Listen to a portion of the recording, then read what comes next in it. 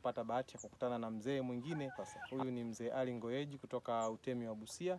Anakwenda kutueleza sasa Utemi ulikuja kujaje, namna ambavyo Utemi ulianza katika maeneo yetu. Karibu sana. Asante.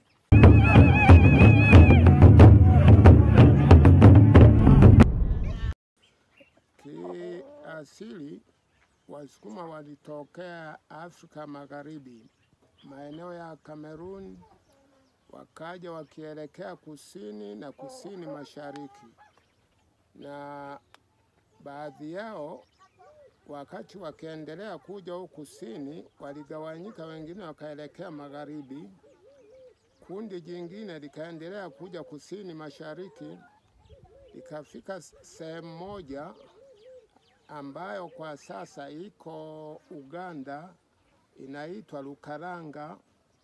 Hapo Lukaranga wakazaliana. Walipokuwa wengi wakaanza kuhama makundi kwa makundi. Kuna kundi ambalo liliondoka likielekea mashariki kando kando ya ziwa Victoria, ikaja maeneo ya Kakamega, ikaja maeneo ya Kisumu, ikateremka mpaka maeneo ya Tarime hadi Musoma. Kundi hilo likaendelea, ndio likaja kupiga kambi hapa mahali ambao panaitwa leo Sukuma.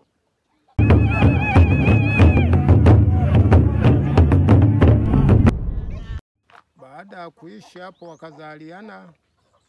Walipozaliana wakawa wengi, kawa nafasi haitoshi, wakaanza kuhama sasa kwa makundi, na kila kundi lilikuwa na kiongozi, na mara nyingi kiongozi alikuwa ni mwanaume. Lakini waliposetwa hapo Sukuma, ndio wakaanza kuitwa Wasukuma, maana yake wa sehemu ya kaskazini, watu wa kaskazini. Na kundi la kwanza kabisa kuondoka hapo ilielekea sehemu za Serengeti au Bunda, sehemu inayoitwa Bukwaya.